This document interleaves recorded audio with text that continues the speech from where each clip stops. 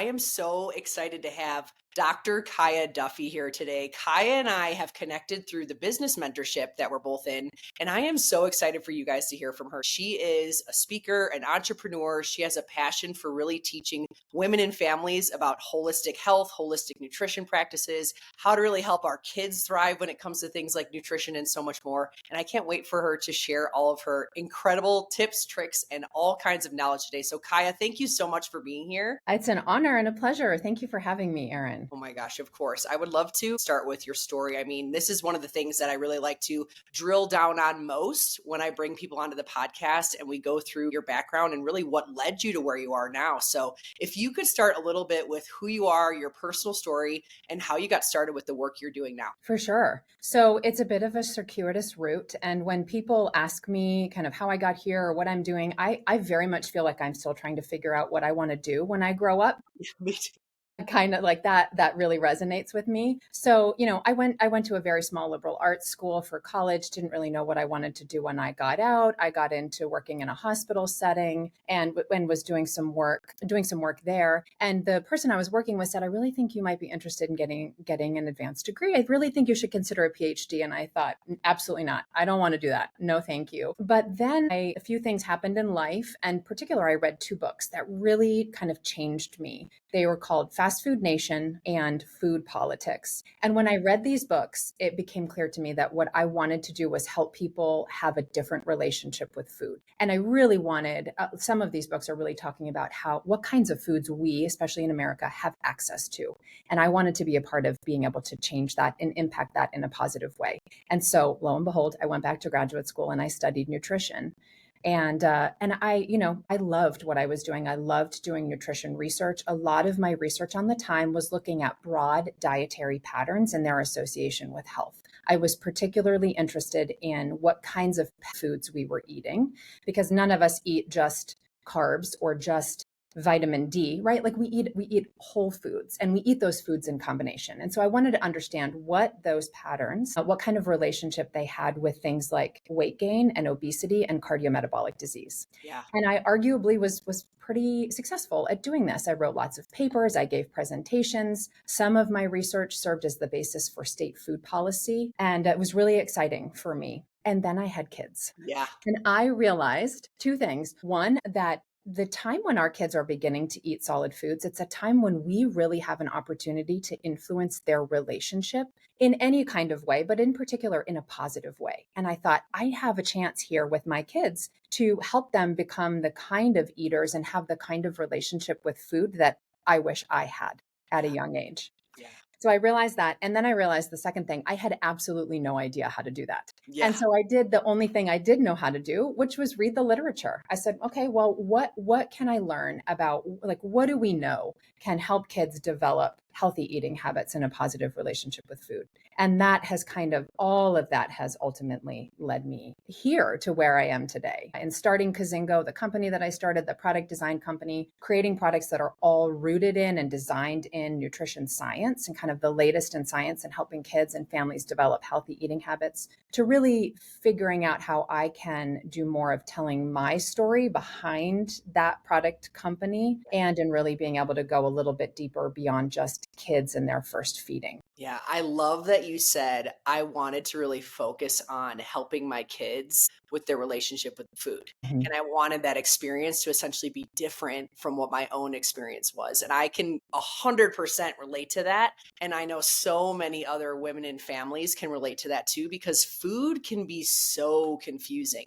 And it's one of those topics inside wellness that can be triggering. It can be emotional. It can be overwhelming. And I just love that you're really trying to change the narrative and starting with kids and starting with how do we really impact, at a young age, so we can create this into a topic and create this into a system that maybe doesn't feel quite so overwhelming and confusing. So I I love know. that. It's so true. And a key piece of that though that you just touched on, yes, there are things that we can do with our kids and should do, and absolutely there's some guidance we can give around that.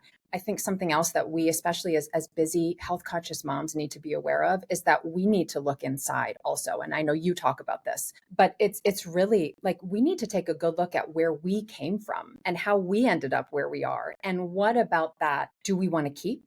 and continue forward? And what do we maybe want to set aside and leave behind? Yeah. Yeah, that's such a great point, and something that I'm always reflecting on, because there's been a lot inside my own journey where I've had to do quite a bit of unpacking and unlearning. And to your point, Mhm. kind of let it down Yeah. and give myself this grace to move into different soundtracks or different learnings, or figure out how do I want to evolve, not only with my own health but with the health of my kids, because there really is so much that we are educated about now in this unbelievable amount of knowledge related to nutrition, and there's a lot that we can do better, and when we know better we can do better. So I love everything that you shared, Kiyah.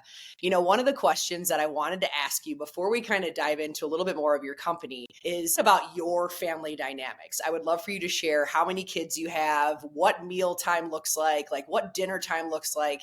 Tell us a little bit about that journey for you of once you had kids, everything kind of changed, and what you really try to practice in your house. Absolutely. Love this question. So I have 3 kids, and now they are my oldest is 15. She'll be 16 in a couple months. My middle is 13, and my youngest is 11. And mealtime looks a little different now than it did when they were younger and when I sort of started this whole journey. And I'll tell you, the thing that I like sharing the most with people is when my kids were really young, I felt, given my background, given my training, given my own relationship with food, I felt an immense pressure to make every meal matter. Like I put so much pressure on myself I felt like tonight's dinner is going to be the dinner that turns them into healthy eaters, that helps them be mindful eaters, that makes them like all of these foods that I want them to like. And Right. I put a lot of pressure on myself. And that didn't always serve me well. And as they have gotten older, I have learned, and I talk a little bit about seeing the big picture, and we can talk about that later. But I've learned to kind of let go of some of that, because I think there are other elements around mealtime that are really important,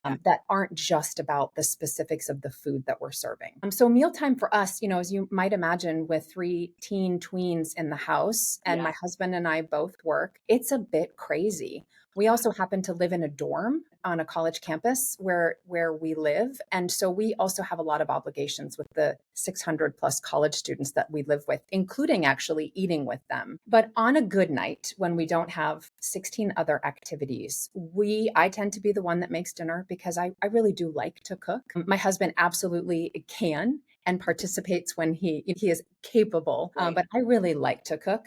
And I will do as much as I can ahead of time. But often dinner is, we're coming home from school and work, and we're putting dinner together at the table. And we try to eat together as a family as often as we can. And I would say we are successful at doing that probably 4 times a week these days. Yeah. Yeah, that's really, really special, because I know that's a really big hurdle for a lot of families. Mm-hmm. I know Yep. for us, that's a big hurdle for us. And even when, regardless of what we might have going on, it really does take some of that mindful practice of saying, we are going to have a dinner as a family. We're going to have this touch point as a family. And we're going to sit down and make sure that we're having this intentional time, because to your point, life is so busy and there's so much going on. It's such a special practice. So I love that you have that as a part of your dynamic in your home. Yeah. We also, one of our meals, this is separate from really sitting together at the table. One of the other things we do, we have a family tradition, and I have a whole story about this, and I won't get into it. And I fought it for a long, long time for a couple of reasons. We have weekly what we call pizza and movie night. We either make pizza, or we order pizza, or we get frozen, and we sit together, and that we watch something. Sometimes it's a movie. As our kids have gotten older, it's a 30-minute episode of something. But that is a different form. And again, I really pushed against this for a while for a number of reasons, but it's a different form of being together and enjoying food. It takes the pressure off of me needing to decide what we're going to make, or needing to actually make something. But we do that weekly as a family as well. We have a weekly ritual too. It kind of changes, but I love that you have not only this weekly ritual, but it's also an opportunity for you to maybe not have the pressure, right? Of Right. figuring out what's for dinner, of doing all the cooking, of doing all the prep. That brings me to my next question, which is your kids and what they really think of the work you do. I know, I'm a mom of 4, you're a mom of 3. My oldest is 13. And one of the things that I have found in my own home is how much I have to repeatedly try to educate my kids about why we maybe make certain choices, or why we are really trying to focus on eating a well-rounded plate, and why we really need to focus on food as fuel and energy versus, empty carbs that don't actually serve us from the inside out when it comes to our bodies and our brains. And so I'd love for you to talk a little bit about your kids' view of your work and just some of the conversations you've maybe had with them. Yeah, I love this. And in fact, I've started interviewing my 11-year-old, my youngest, who's the one that really right now especially loves to, we bake together. So we choose one recipe we bake on the weekends because she loves it. And I love having that time with her. And then, to your point, then we have something sweet that can go in lunch boxes. I much prefer to make those rather than buy if I can. So it just kind of hits a lot of the goals that we have as a family. But I love talking to her. Like, what is it like to have me as a mom? Do you ever get tired of me telling you to like take chips out of the bag and put them in a bowl instead of eating them all? Or, no, we're not going to bring those. We're not going to buy that this week because we bought that last week. Or, no, we need to make a different choice. And she's pretty candid about her thoughts about that. And it's really fun. So there are some clips out there that you can see of her answering this question. The thing that I really appreciate, I see it in my 15-year-old. She gets up every morning to make herself lunch, and she is so careful to make sure that she is balancing what she's making herself. So she pays attention to those food groups and provides a variety for herself. And she is able to now identify what things feel good when she eats them and what things for her don't. And so I really appreciate that. And she occasionally will say, I see what some other kids are eating. I can't believe that they can play sports or think in school, given what they are bringing to school for lunch. Just yesterday, my youngest said, Mom, why do we always get whole wheat bread? I see a lot of people buying white bread at school. And why don't you ever do that? And so we had this conversation about the difference in these breads and why we make that choice. And so it's really fun to see them as they get older start to internalize that. It takes time. We didn't have these kinds of conversations when they were little. And yet I persisted, feeling really hopeful and believing that this would pay off at some point. And I think that it's starting to. Yeah. And I'm feeling that too. As my kids get older, my youngest is 5. He just turned 5 in October, but my oldest is 13, and my my almost 11-year-old and 13-year-old, I'm now starting to see more of their understanding around why we really try to choose foods in a way where it's energizing our bodies, it's energizing our brains. And it's fascinating for them to start to see and really pick up on not only how we make food selections, but also how certain foods make them feel. That's been something that they've also started to identify, which is pretty powerful when your kids start to do that work. Yeah. So Kiyah, I would love to kind of switch gears here a little bit and talk about holistic family nutrition. You have created a company called Kizingo. You've had so many incredible things that you've done as far as research when it comes to nutrition and really empowering women, moms, families with this idea of how do you build these holistic habits? Why does it matter? So I'd love for you to start with talking a little bit about how you, at one point, were studying the relationship between food and health in adults. And when did you start thinking about translating that into healthy eaters and really empowering kids along the process too? Yeah. So as I touched on earlier in my story and my transition, this really happened for me. That transition of switching from thinking about what this meant, what nutrition and health really meant for adults, to thinking about what it meant for kids and how I, as a parent, and then as a fellow mom traveling the world as a mom, could help others do this. It was really when I had kids, and specifically when my oldest started eating solid foods. So around that 6-month period where we started introducing solid foods, and I watched the way that she watched what we were eating and the willingness that she had to go after anything, really. Like, there's no preconceived notion, I don't like that, or I can't try this, or I am a person who doesn't like trying new foods, or I only like this kind of food. She was just an open book and willing to try things. And I thought, this seems like a real window to me in terms of an opportunity to influence her long-term trajectory. And so that's when I started doing some reading about things that, like, what do we know can really help kids develop these habits? And a couple of things bubbled to the top pretty clearly and pretty significantly. One is to let kids continue to feed themselves. Kids who can feed themselves through that transition period from breast or bottle feeding into solid foods, they're less likely to overeat as they get older because they retain that ability to listen to their internal signals of fullness. So that's a huge one. And we often, when we are spoon feeding our kids, for a lot of reasons, we're very well intentioned. We're terrible at reading their signals of fullness.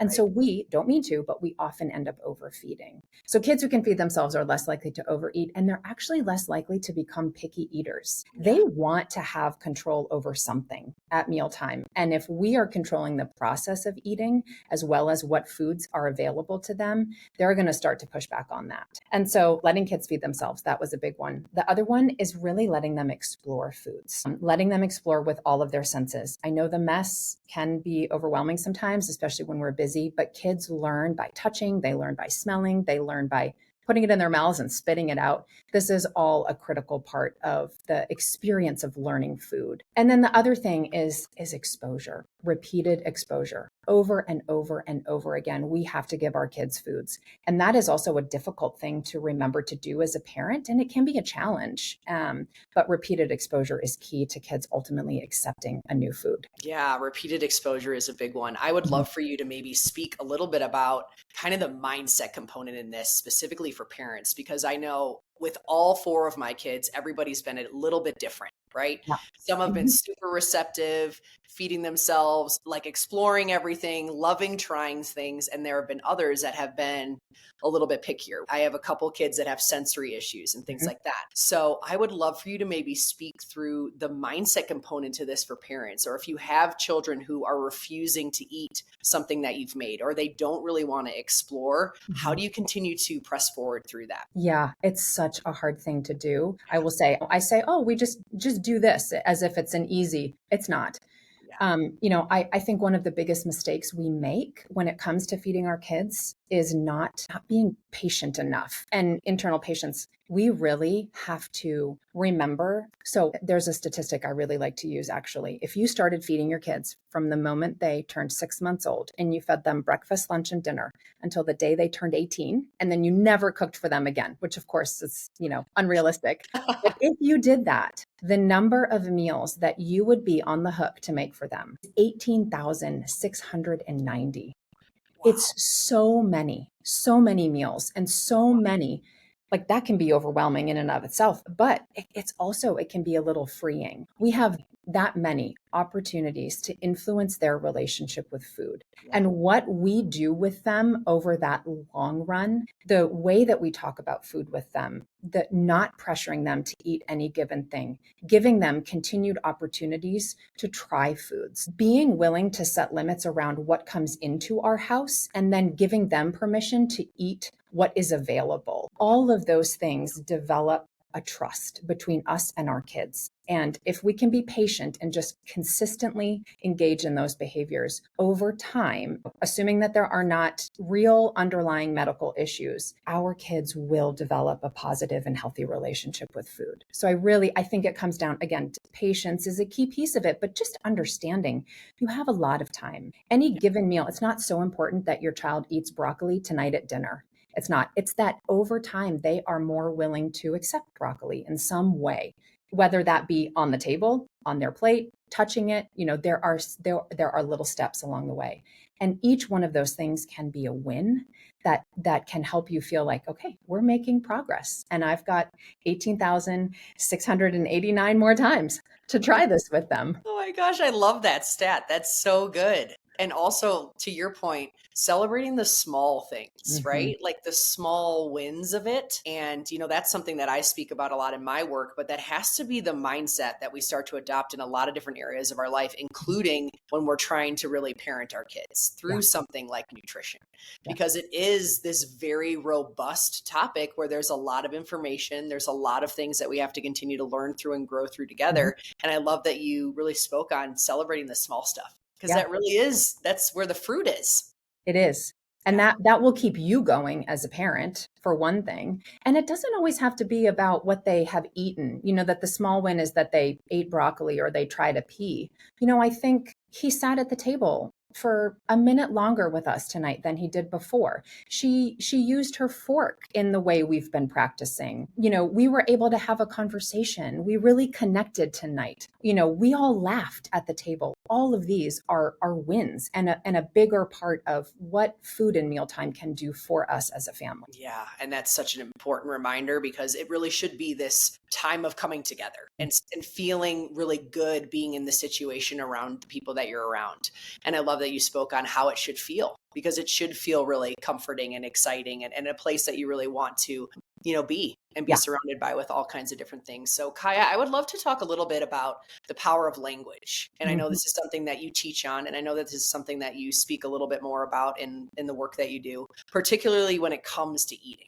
So for parents, for moms like me, or for anyone that's listening, when it comes to just getting better at descriptive language that makes mealtime feel a little better or feel a little bit more seamless, what would you kind of coach through or talk through on that specific topic? So I think one of the biggest mistakes we make with our kids, especially when we're giving them something new that's completely unfamiliar, or something that they're still learning to like. It's not totally familiar, or it's a new food that's presented in a different way, or a somewhat familiar food presented in a new way. I think the biggest mistake that we give is not giving our kids enough context about what they can expect. Yeah. So imagine, your best friend is like, hey, you've got to come over. You show up, and she's like, oh, I just made this. You have to try it. And you're like, okay, well, what is it? And she's like, oh, don't worry about it. It's amazing. It's so good. It's going to make your hair look beautiful. You'll love it. Just taste it. And you're like, well, again, like, can you give me a little more here? What should I expect? That's what it's like for our kids when we just set something down. We're like, here, it's dinner. It's good for you. Taste it.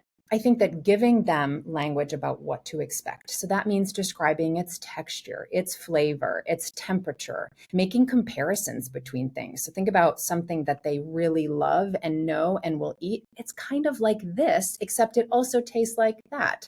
All of those things are going to help them feel a little bit more comfortable and trust you a little bit that what they're about to put in their mouths isn't scary. It's not going to hurt them. Being willing to taste something new, that takes some courage to put something new into your mouth. And so the more that we can give our kids tools to understand what they are about to experience, the more likely they may be to try it, the more they will trust you. And actually, it also just helps to develop their own language skills. So it's really lots of reasons to win there. And I have something written that's 100 descriptive words you can use at mealtime, but search the internet for descriptive words to describe food, and you'll get a whole list of them. And try incorporating a few, even if it's just describing the color of things, all of that is useful. Yeah, I love that you have a resource, because in my mind, I feel like my immediate descriptive words maybe aren't always appetizing, right? Yeah.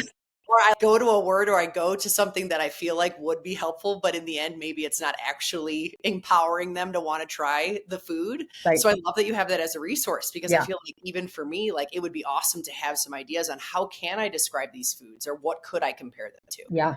Yeah. The other thing that can be really helpful, and I like to do this preemptively, because you get that inevitable, someone eats something you've made and they're like, I don't like that. Yeah.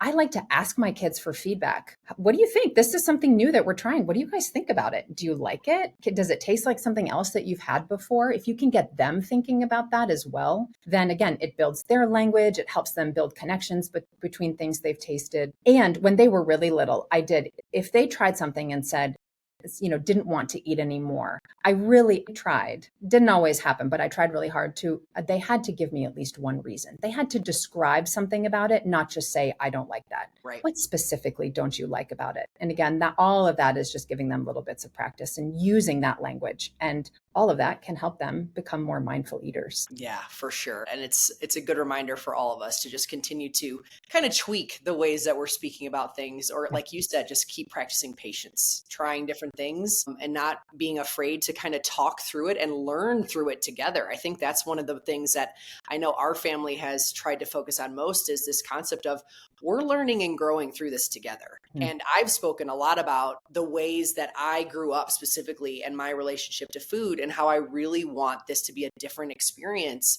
for my kids, because we're in a season, we're in a century where we can know better and do better. Right. And that's really what I want to focus on.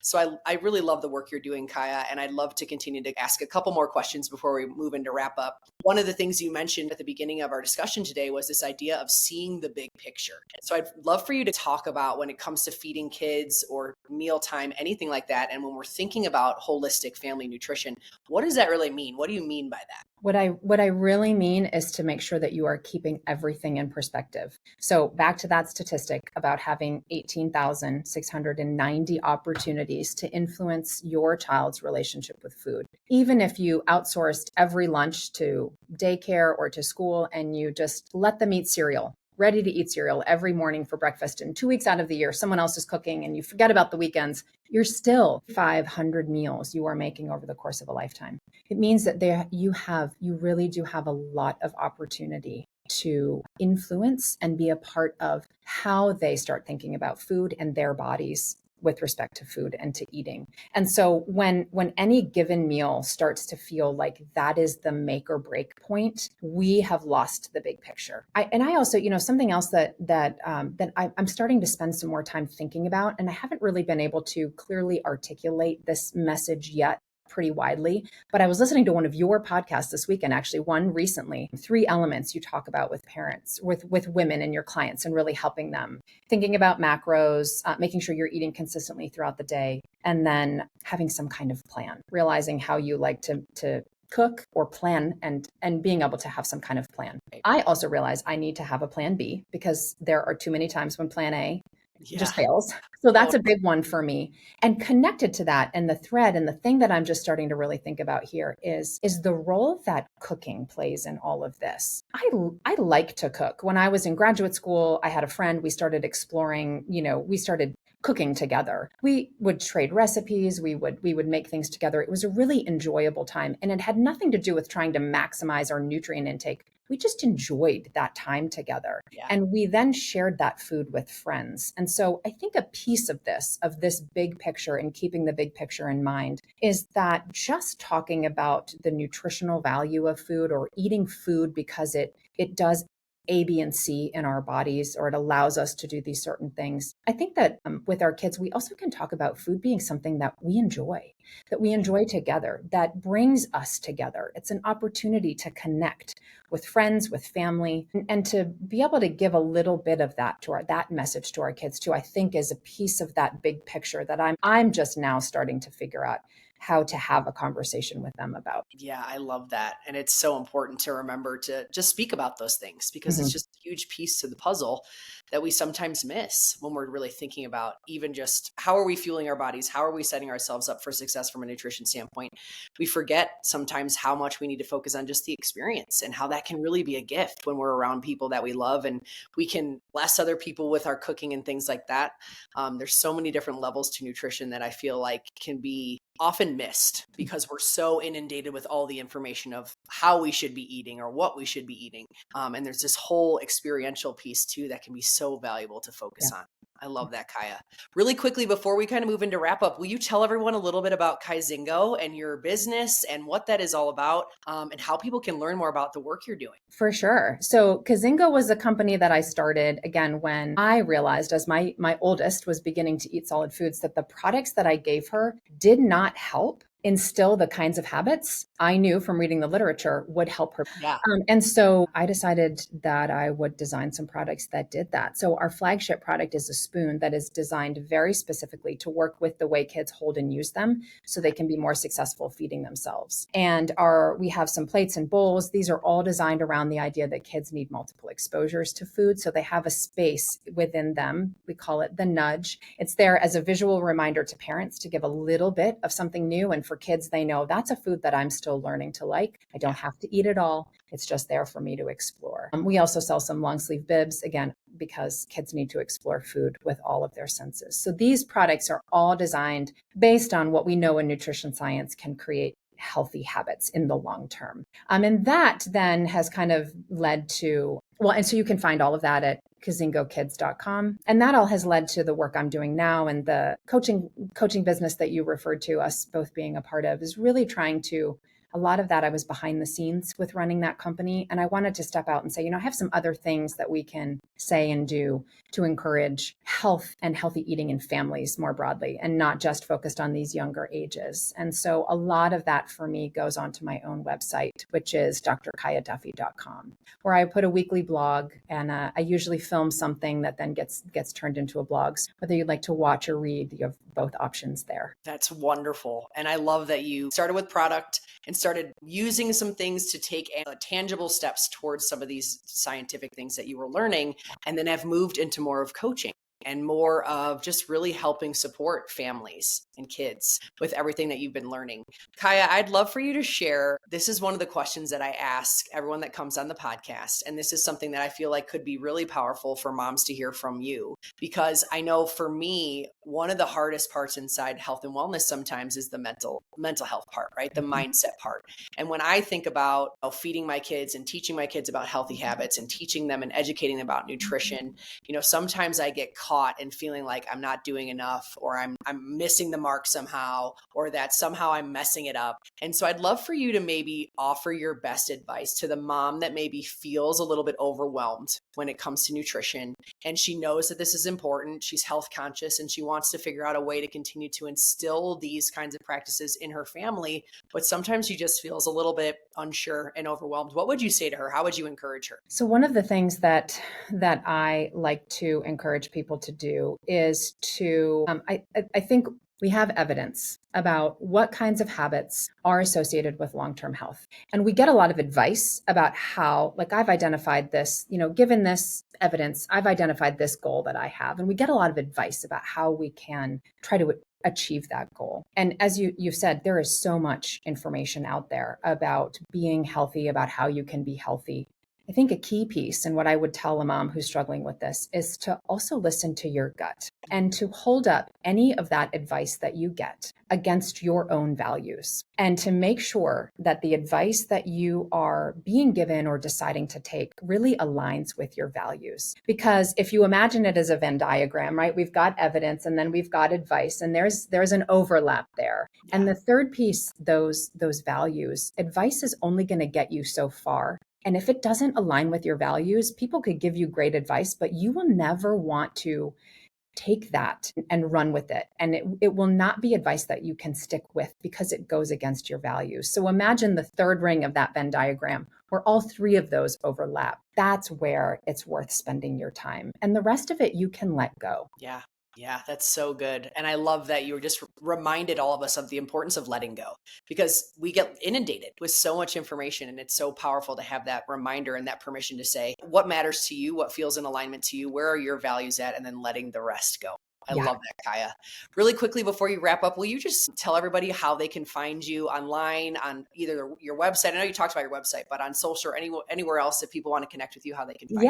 Yeah. I'd love to have people connect and send me questions. I would love that. So really two places besides my website, drkiyahduffey.com. I do have a YouTube channel at Dr. Kiyah Duffey, and on Instagram at Kiyah Duffey. So it's really just those places. Awesome. And we'll make sure that all of your information is linked in the show notes of this podcast. Kiyah, thank you so much for your incredible knowledge today, your incredible expertise.